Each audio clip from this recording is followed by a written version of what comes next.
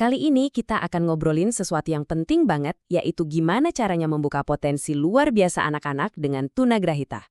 Kuncinya apa sih? Yaitu menemukan cara yang pas supaya mereka bisa belajar dan tumbuh dengan maksimal. Oke, pertama-tama kita harus paham dulu nih, tunagrahita atau disabilitas intelektual itu bukan sekedar label ya. Anggap aja ini deskripsi cara belajar yang beda. Nah, karena cara belajarnya beda, pendekatannya juga harus unik, harus suportif, dan pastinya penuh pengertian. Intinya sih, kondisi ini mempengaruhi cara mereka belajar sekaligus bergaul. Biar kebayang, IQ rata-rata orang itu kan antara 90 sampai 110. Nah, kalau teman-teman kita yang tunagrahita, IQ-nya umumnya di bawah 70. Angka ini bukan buat ngejudge ya, tapi lebih sebagai penanda adanya tantangan di fungsi kognitif.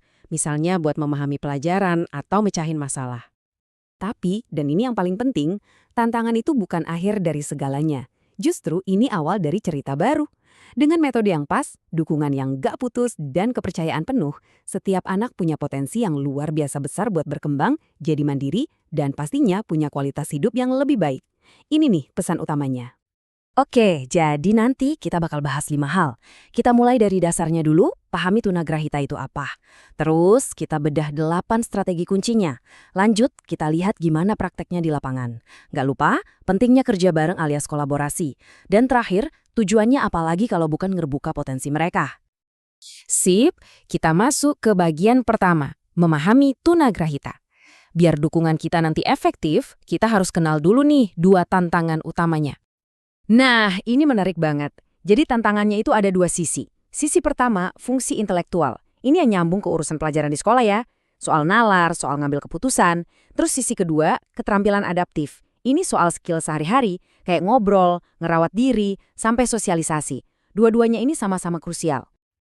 Oke, tantangannya udah kita pahami. Sekarang pertanyaannya, solusinya apa? Nah, kita masuk ke bagian intinya nih, 8 strategi jitu yang bisa kita pakai. Anggap aja 8 poin ini kayak toolkit andalan kita. Isinya lengkap, mulai dari cara ngajar yang asik pakai visual dan game, sampai pendekatan yang lebih personal, kayak dukungan satu-satu dan komunikasi yang to the point. Nah, 2 yang pertama itu, visual dan game, itu powerful banget loh. Nanti kita lihat contohnya. Cukup teorinya, sekarang kita lihat langsung gimana prakteknya di lapangan. Soalnya, ya disinilah ilmunya jadi hidup dan beneran kerasa gunanya. Buat anak yang mungkin agak susah mencerna omongan, visual itu ibarat jembatan penolong. Gambar, warna, bentuk, semua itu ngebantu mereka buat nyusun informasi di kepala dan gampang ingat lagi. Jadi fokusnya bisa langsung ke inti pelajaran.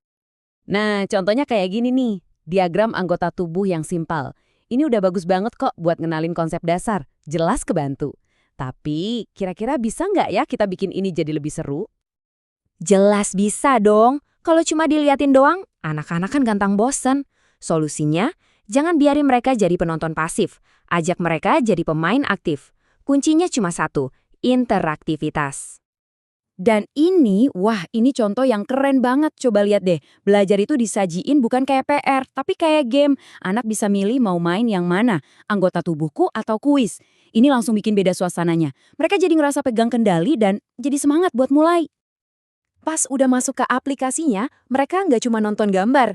Mereka bisa pencet-pencet, bisa eksplorasi, dan langsung dapat feedback. Misalnya pas mereka nyentuh gambar mata, langsung keluar tulisan atau suara mata. Nah, ini kan belajar aktif, jauh lebih nempel di kepala dan pastinya lebih asyik. Perhatiin deh detail kecilnya. Bahkan pas mau keluar dari game aja, mereka dikasih pilihan interaktif. Ini nunjukin gimana desain yang bagus itu benar-benar ngejaga fokus anak dari awal sampai akhir. Jadi, seluruh proses belajarnya itu kerasa asik dan mereka yang pegang kendali. Tapi tentu aja, belajar itu nggak berhenti di layar gadget. Tujuan besarnya adalah mindahin skill ini ke kehidupan nyata. Nah, disinilah masuk program yang namanya Bina Diri. Intinya, melatih kemandirian buat ngurus diri sendiri. Contoh paling gampang deh, cuci tangan.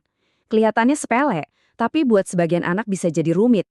Nah, dengan dipecah jadi 5 langkah yang jelas dan berurutan gini, tugas yang tadinya kelihatan susah jadi lebih gampang. Bisa dipelajari, dilatih terus-menerus, sampai akhirnya mereka bisa sendiri. Inilah inti dari pengajaran Bina Diri. Tapi ingat ya, semua strategi keren tadi itu nggak akan jalan maksimal kalau kita kerjain sendiri-sendiri. Kunci suksesnya cuma satu, kerja bareng alias kolaborasi yang solid. Jadi, keberhasilan anak itu ditopang sama sebuah tim. Ada guru di sekolah, orang tua di rumah, plus para spesialis yang punya keahlian khusus. Kalau ketiganya ini kompak, saling ngasih info dan strateginya sejalan, nah dukungan buat si anak jadi maksimal banget. Dan peran orang tua, wah itu penting banget. Mereka lah yang nyiapin anak setiap hari biar siap belajar. Mereka itu jembatannya yang nyambungin apa yang dipelajari di sekolah sama praktek di rumah. Tanpa mereka, ilmunya susah nempel. Nah, kita sampai di ujung pembahasan. Terus, buat apa sih kita repot-repot mikirin semua strategi dan kolaborasi ini? Jawabannya simpel tapi dalam. Buat ngebangun masa depan mereka yang lebih cerah. Karena tujuan akhirnya itu bukan cuma biar mereka hafal pelajaran kan, tapi lebih dari itu. Tujuannya adalah ngebantu mereka tumbuh jadi pribadi yang mandiri, percaya diri, dan bisa punya hidup yang berkualitas. Semua strategi yang kita omongin tadi, itu semua langkah kecil menuju tujuan besar ini. Jadi, kalau kita rangkum, ada 4 hal penting yang bisa kita bawa pulang. Pertama, setiap anak berhak dapat pendidikan terbaik. Kedua, jangan remehkan kekuatan visual dan interaktivitas. Ketiga, skill hidup sehari-hari itu fondasinya. Dan yang terakhir, yang paling penting, semua ini cuma bisa berhasil kalau kita kerja bareng. Sebagai penutup, saya mau ajak kita semua buat merenung sejenak. Nggak peduli peran kita apa, apakah kita guru, orang tua, atau sekedar bagian dari masyarakat, coba kita pikirkan apa ya yang bisa kita lakukan, sekecil apapun itu, buat ngebangun lingkungan belajar yang lebih inklusif. Lingkungan di mana setiap anak, dengan semua keunikannya, merasa diterima, didukung, dan punya kesempatan yang sama buat bersinar. Makasih banyak